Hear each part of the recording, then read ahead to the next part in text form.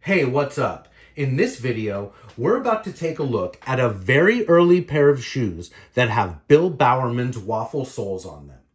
You're looking at a pair of Onitsuka Tigers from 1971, which was the same year that Bowerman invented the Waffle sole. And over here, we have a Nike Moon shoe from 1972. Nike got started in 1972, and before Nike was Nike, the company was called Blue Ribbon Sports.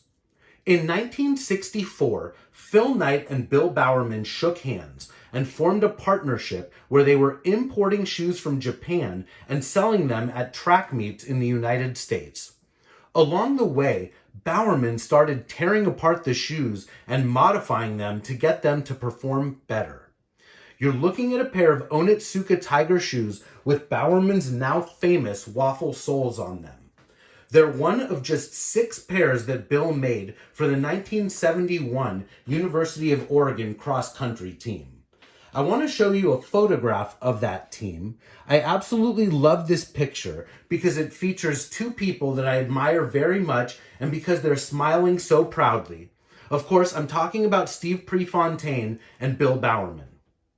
You may have noticed that this cross-country team only has 6 members.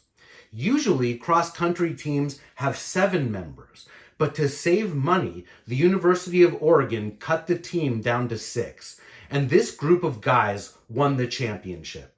Let me tell you who you're looking at in this picture. Starting off in the front row, from the left to the right, we have Pat Tyson and Mike Long.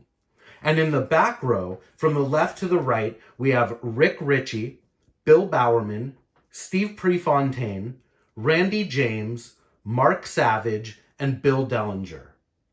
This pair of Onitsuka Tiger shoes is owned by Mark Savage.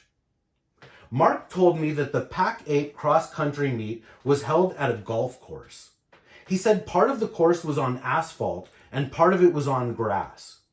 Mark said you can't use spikes on asphalt and the flats didn't perform well on the grass. So Bowerman made these Onitsuka Tiger Waffle shoes for the team. And let's check them out. And let's waste no time at all and look right at the Waffle soles. Look at this. They are so primitive.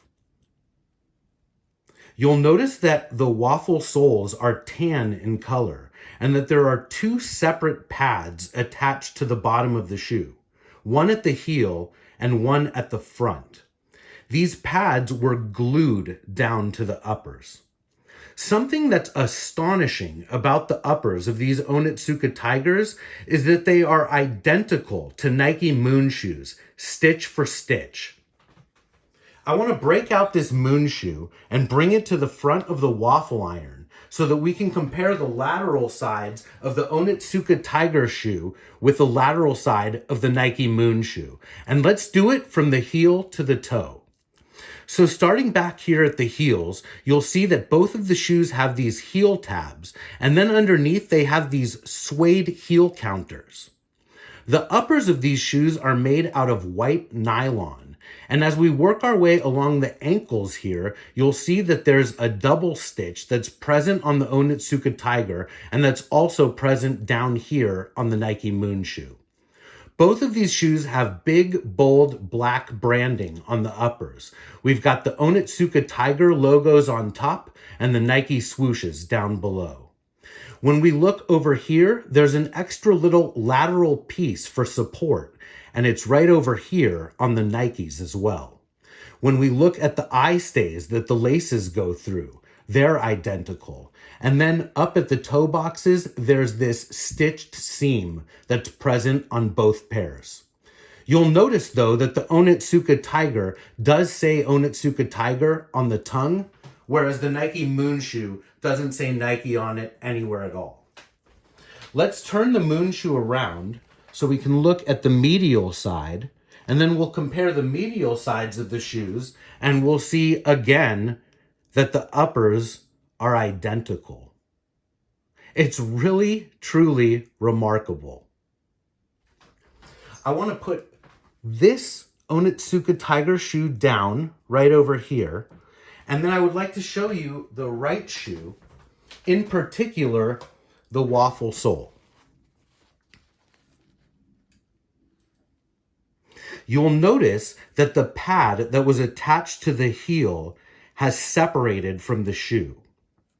Mark told me that he wore these shoes in 3 races and that the pad came off of the heel in the 3rd race, and he's had these shoes for the last 50 years.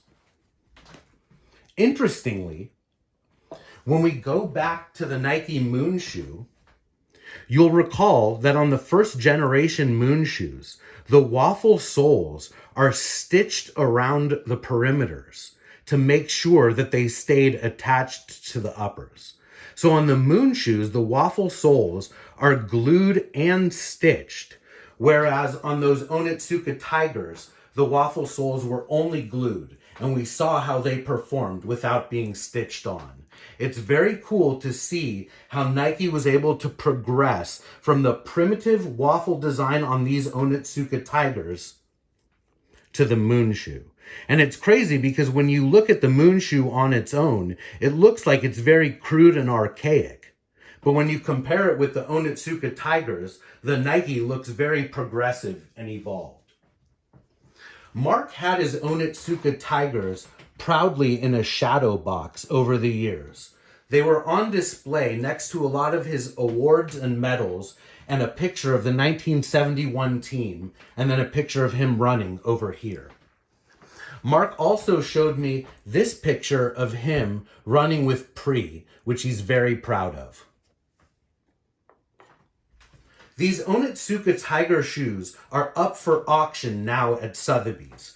Click the link in the description of this video and it'll take you right to the auction page. This is an incredible opportunity to own a very, very early example of Bill Bowerman's Waffle works. It was a pleasure showing you these shoes.